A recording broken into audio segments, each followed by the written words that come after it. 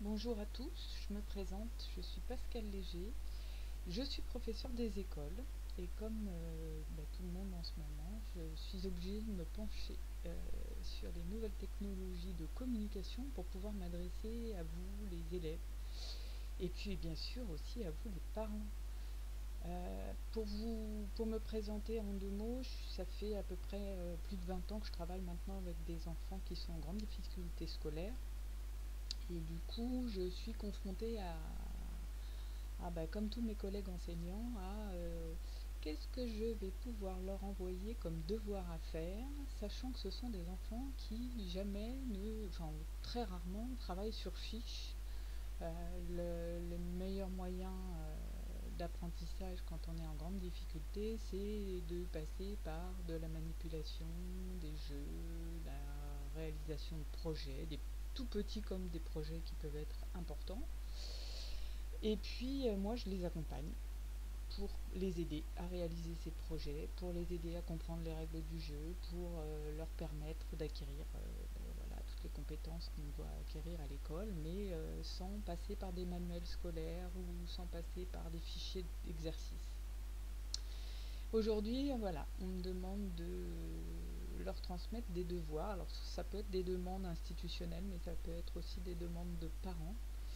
Et je suis bien embêtée avec ça parce que leur envoyer des photocopies de fiches, ça me semble totalement déplacé, compte tenu déjà du fait qu'ils n'ont pas l'habitude de travailler comme ça, et en plus parce qu'ils ont vraiment besoin d'apprendre avec j'ai envie de dire les choses de la vraie vie, quoi, sur des supports concrets en tout cas.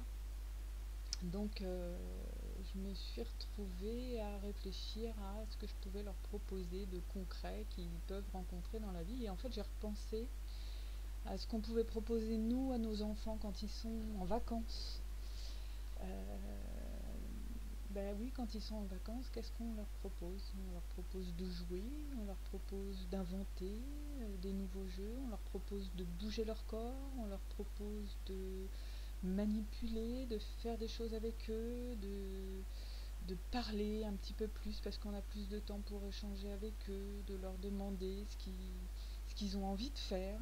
On respecte peut-être beaucoup plus leur motivation que d'habitude parce qu'on n'est pas pressé par le temps, parce qu'on n'a pas de timing à respecter, parce que c'est les vacances, quoi.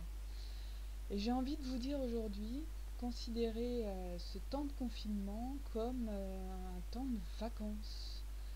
Mais pas au sens vacances je ne fais rien, puisque quand on est enfant, de toute façon, on ne sait pas rien faire. On fait toujours quelque chose, on invente toujours quelque chose, on a toujours envie de jouer, on a envie de créer.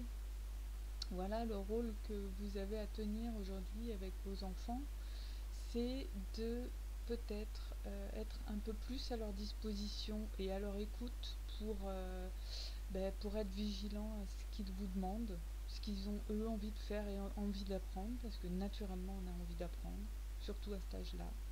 Euh, Quand on est jeune, on a besoin de savoir, de comprendre ce qui se passe, de connaître le fonctionnement du monde. Et là, vous avez une opportunité juste inespérée de vous servir de la vraie vie pour leur apprendre les choses qu'ils apprennent en classe, un petit peu plus théoriquement, j'ai envie de dire. Donc voilà, n'hésitez pas à vous investir dans la mise à leur disposition de choses dont ils pourraient avoir besoin pour inventer, pour créer, pour jouer. J'avais fait une petite liste d'idées, mais là je crois qu'on va rester aujourd'hui juste sur détendez-vous avec les devoirs surtout, quoi. Les professeurs vous envoyer des séries de fiches, d'exercices à faire. Je sais que c'est compliqué de s'improviser enseignant et faire l'école à la maison. C'est pas quelque chose qu'on a forcément en soi.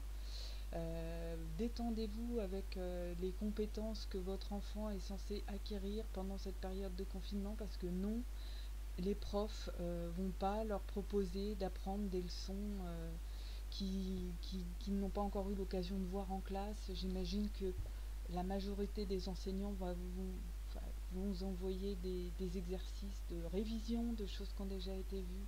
Et puis, de toute façon, tout le monde tous les enfants sont logés à la même enseigne, donc le jour du retour en classe, tous les enseignants, bien évidemment, prendront le temps de vérifier qui a fait quoi, qui a appris quoi, où en sont chacun des enfants, et il s'adaptera, faites-leur confiance là où en sont les enfants. Ils ne vont pas considérer que les 2 mois de confinement seront acquis parce qu'ils ont fait les devoirs à la maison avec leurs parents. Vous avez bien d'autres choses à gérer, j'imagine, vous aussi. Les 3 quarts d'entre vous, si ça se trouve, vous êtes comme eux, obligés de faire du travail à la maison. Et ça, c'est pas simple. Donc, ne vous imposez pas ces temps de devoirs. Après, quand les enfants sont un peu plus grands au collège, ça commence, et puis au lycée, normalement, il n'y a plus trop de questions à se poser. Ils sont censés être plus autonomes, donc ils vont faire ce qui est bon pour eux. S'ils n'ont pas envie d'être complètement largués à la rentrée, enfin au retour en classe, pardon. Mais pour les plus jeunes, tous les enfants qui sont en élémentaire, alors en maternelle, c'est encore. Enfin, la question se pose même pas. Lâchez-leur les baskets avec les devoirs. S'ils ont envie de les faire, il n'y a pas de souci. Ça, c'est pas un problème. Si c'est compliqué, s'ils comprennent pas, si vous n'arrivez pas à leur faire passer quelque chose, acceptez aussi de renvoyer aux professeurs des devoirs avec des erreurs.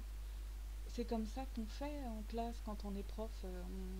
On regarde quels sont les enfants qui ont réussi, quels sont les enfants qui n'ont pas réussi, et on essaie de comprendre pourquoi ils n'ont pas réussi en les faisant parler.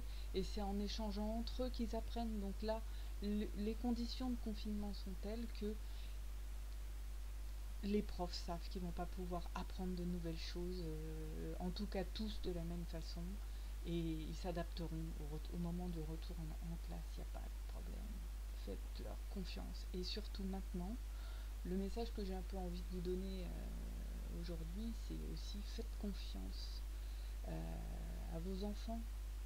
Ils ont, eux, la capacité naturelle de vouloir apprendre.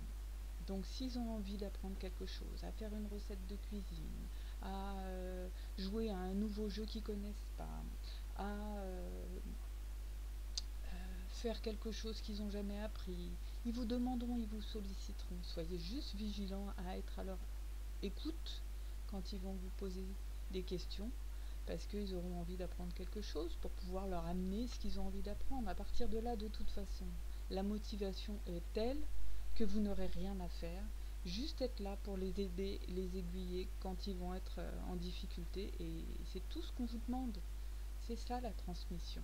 Donc soyez des bons parents et faites l'école à la maison au feeling et en écoutant vos enfants. Voilà, j'en ai fini pour aujourd'hui. Vous pourrez me retrouver régulièrement sur cette chaîne, puisque maintenant qu'elle est lancée, je vais pouvoir continuer d'être bavarde. Je vous avais promis, je suis une vraie pipelette. Et donc je vous retrouve bientôt.